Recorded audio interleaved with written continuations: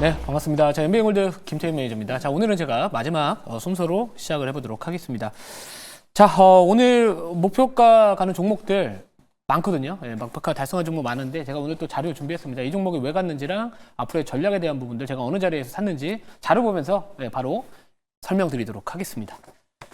자, 제가 이전에 이제 PSK 홀딩스라는 기업을 편입을 했었을 때 그 HBM 쪽과 관련된 시장의 분위기가 바뀌었다라고 말씀을 이미 12월 중순에 강조를 드렸고요. 그때 당시에 이제 우리가 기존의 수요처라고 할 수 있는 기업들, 뭐 엔비디아나 AMD였습니다. 근데 이 브로드컴과 마찬가지로 이 ASIC 반도체 시장에 대한 성장 가능성이 높아지면서 그리고 이 테슬라 또한 기존의 AMD와 엔비디아와 경쟁을 하면서 이 메모리 확보 경쟁에 이제 앞으로 나설 것이다라는 부분들. 결국에 HBM 시장 자체가 앞으로 더 성장할 것이다. 이 포인트를 이미 적중을 좀 했었습니다. 그래서 제가 그때 이후로 그동안 6개월 동안의 관망을 어떻게 보면 이제 엎었고요. 그리고 나서 이제 본격적으로 반도체 섹터를 집중적으로 편입을 했습니다. 자, 그래서 뭐 HBM4에 대한 확보 경쟁도 있었고, 이 아래 자료를 한번 보시면 잘 안 보이시겠지만 제가 한번 읽어드리면은 제일 마지막 글에서 4분기 역대 최고 실적, 최대 실적이 기대가 된다. 이 부분에 포커스를 또 잡았던 겁니다. 업황 회복에 대한 기대감뿐만 아니라 특히나 또 이 실적에 대한 기대감까지 같이 반영되기 때문에 이 HBM4로 넘어갔었을 때 TSV 개수가 증가했었을 때 리플로 장비나 디스컴 장비에 대한 수요가 증가할 것이다. 그 포인트로 제가 이 반도체 섹터 내에서 다시 탑픽주로 계속해서 공개 방송도 마찬가지고 이 자리에서 강조를 드렸던 종목인데요. 자, 이 PSK 홀딩스가 오늘 10%대 이상 지금도 급등을 하고 있습니다. 그래서 지금 거의 60%에 가까운 지금 현재 자막은 56.9%가 나가지만 방송 중에 또 추가적인 급등이 나와주면서 거의 지금 60%에 가까운 상승 흐름이 나와주고 있는데요. 결국에 상승했던 부분들 어떤 이슈 때문에 올라갔냐면은 4분기 깜짝 실적 전망에 지금 현재 뭐 10% 가깝게 급등을 하고 있는 상황입니다. 이 신한투자증권에서도 마찬가지로 이번에 이제 실적 컨센에 대한 부분들 예상치를 크게 상회할 것이다라고 이야기가 나와주면서 기존의 목표가 제시했던 57,000원에서 이 증권사 리포트 74,000원까지 무려 30%의 목표 주가 상향 조정을 했다. 아마도 오늘 반도체 섹터 내에서 이 종목이 제일 강할 수밖에 없었던 이유가 실적대죠. HBM4에 대한 조기 양산 기대감 올라오죠. 그러면 디스컴 장비나 리플로 장비 수요 앞으로 증가할 것이죠. 지금 HBM 쪽 관련된 수요는 이 빅테크 기업들, 뭐 자체 측 개발을 하거나 이런 부분들 때문에 분위기 바뀌었죠. 이러다 보니까 오늘 상당히 강하게 올라가고 있다. 이렇게 보시면 될 것 같습니다. 자, 그래서 제가 지난번 4분기 실적이 제일 최대치를 갱신할 것이다라고 말씀을 드렸던 근거 중에서는 이 지연되었었던 이 3분기 매출 반영이 4분기에 되기 때문에 실적까지도 받쳐줄 수 있다. 이 부분이 이제 적중을 했던 거고, 항상 저는 이제 약간 급등한 종목을 좀 따라가는 매매보다는 약간은 좀 저가 부근에서 업황 회복이나 아니면 전체적인 눌림목 공략이나 이 바닥주 매매를 상당히 좋아하는 스타일을 갖고 있습니다. 그래서 매수만 잘해놓으면은 이 20%, 30%, 50% 충분히 날 수 있는 기업들 많이 항상 선호하고 있어서 이렇게 좀 끌고 가면서 안정적으로 매매하면 이 정도의 수익은 충분히 얻을 수 있다. 이렇게 말씀을 드리도록 하겠습니다. 자, 다음 자료 한번 볼게요.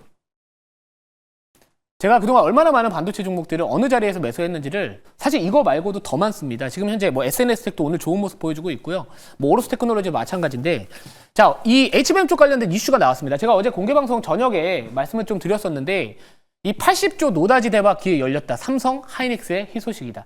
무슨 말이냐면요. 간단하게 말씀드리면 올해 55조 시장이 예상이 되는데 내년에는 무려 83조까지 급상장할 것이다. 기존의 시장에서 기대했던 그 성장률보다 더욱더 이 시장 캐파 자체가 성장할 것이다라는 겁니다. 그 이유로는 제가 이미 이 이야기 말씀드렸던 이슈 때문인데요. 기존 최대 수요자인 엔비디아에 더해 구글, 아마존, 메타와 같은 빅테크 기업들이 뭐다? 신규 구매자로 등장하면서다. 제가 이 HBM 쪽 관련된 산업에 대한 분위기 자체가 왜 변했다고 말씀드렸죠? 결국에는 수요처가 많아지면 당연히 HBM을 생산하는 기업들 그렇게 전 세계적으로 많지 않습니다. SK하이닉스, 삼성전자, 뭐 또는 마이크론 별로 없기 때문에 결국에는 이 기업들의 이 메모리 가격에 대한 이런 가격 경쟁력, 협상력 이런 것들이 올라오지 않을까 이렇게 보고 있는 상황이고요.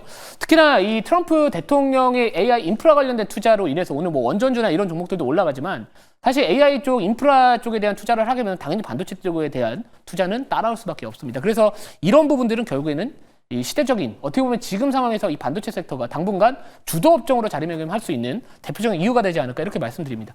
결국에 제가 생각했었던 뭐 퀄리타스 반도체 또 이틀 전에 급등해가지고 목표가 달성하면서 지금 30%까지 급등을 했었고요. 오픈엣지도 마찬가지입니다. 빠지지를 않습니다. 제가 공략하는 자리는 빠져도 덜 빠지고 올라갔을 때는 남들만큼 또는 그 이상으로 올라가는 그런 자리에 있는 종목들을 선호하고 있기 때문에 뭐 오픈 엣지 그리고 오로스 테크놀로지 지금 목표가 한 200원인가 남았거든요. 이거 되면 지금 거의 50%에 가까운 또 수익 달성할 수 있게 됩니다. 결국에는 중요한 자리, 좋은 자리, 그리고 시장의 흐름에 맞는 자리, 그게 결국에 우리가 주식시장에서 살아남을 수 있는 유일한 방법이지 않을까 이렇게 말씀을 드리고요. 자, 다음 자료 한번 보도록 하겠습니다. 네. 자, 그래서 우선은 지금 PSK 홀딩스 같은 경우에는 목표가 달성을 했죠. 그래서 5차 목표가 말씀 좀 드려볼게요. 63,500원까지 5차 목표가 잡고요. 그리고 오픈엣지 테크놀로지도 1차 목표가 달성을 했기 때문에 2차 목표가도 17,500원까지 높여보도록 하겠습니다. 자, 마지막 또 리뷰할 종목이 있는데 그냥 가격 전략만 말씀을 좀 드려볼게요. HVM 현재 매수하고 나서 45% 정도까지 상승이 나왔는데 4차 목표가 기존에 말씀드렸던 3만원 가격 전략 바로 유지를 하도록 하겠습니다. 자, 그러면 이제 오늘 제가 공략할 종목은 건설기계 섹터입니다.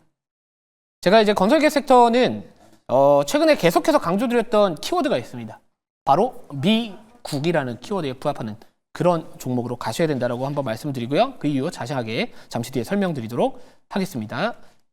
자, 현재가부터 말씀드릴게요. 자, 현재가는 7,590원이고요. 종목명은 동일 고무벨트라는 기업입니다. 자, 이 동일 고무벨트라는 기업은 사실 시가총액이 크지 않기 때문에 좀 주가 변동성이 클 수 있기 때문에 추격 매수 꼭 유의를 하셔야 된다고 말씀드리고요. 이 종목은 우선은 급등을 했었을 때는 항상 일부는 꼭 수익을 챙겨두셔야 됩니다. 왜냐하면 급등하면 또 조정받는 경우들이 많거든요. 그래서 이 동일 고무벨트 같은 경우에는 제가 우선 목표가부터 먼저 말씀을 좀 드려야 될 것 같아요. 목표가는 우선 8,250원으로 잡고요. 손절가는 6,700원을 말씀을 드리고 제가 왜 이 종목을 공략을 하게 됐는지는 자료 보면서 바로 말씀을 드려보도록 하겠습니다. 자, 제가 이 건설계 섹터 특히나 이런 종목들 보면은 그동안 이제 우크라이나 재건 테마라고 할 수 있는 종목들이 다수인데요. 오늘 우크라이나 재건 테마라고 할 수 있는 뭐 건설계 섹터 내에서 분위기가 좀 다릅니다. 그 이유가 뭐냐면은 이 건설계 섹터가 오늘 올라가는 이유들은 이 우크라이나 재건에 대한 기대감으로 올라가는 게 아니라 미국 인프라 투자 쪽 관련된 부분들 이쪽으로 엮여서 올라가지 않나. 그렇기 때문에 뭐 SY 스틸텍이나 뭐 SG 이런 종목들이 상대적으로 못 가고 있고요. 미국 쪽 사업과 관련된 부분들 부각받을 수 있는 뭐 HD현대 건설기계, HD현대 인프라코어 또 주요 고객사로 캐터필러를 갖고 있는 제가 그동안 정말 많이 강조드렸던 진성TC라는 기업도 결국에 오늘 이렇게 다른 건설기계 종목들보다 잘 버텨주고 있습니다. 자, 전질건설 로봇도 우크라이나 재건 쪽에 썼을 때 제가 그래도 만약 우크라이나 재건 쪽으로 접근을 하실 거면은 이 미국향 매출 비중이 높은 전질건설 로봇이 차라리 낫다라고 말씀을 드렸는데요. 자, 우리가 이제 미국 기업들의 흐름을 보면은 국내 기업들에 대한 투자 아이디어를 충분히 찾아낼 수 있습니다. 자, 미국의 대표적인 중장비 기업이라고 한다면은 캐터필러라는 기업도 있고요. 농기계 쪽 관련된 중장비 기업으로는 이 디어앤컴퍼니라는 기업이 있습니다. 최근에 주가의 반등 흐름을 보면은 최근 가파르게 반등 흐름이 시도하고 있고요. 자, 그리고 이 캐터필러 같은 경우는 여기서 만약 추가적인 상승이 나와준다면은 사상 최고치 경신을 하게 됩니다.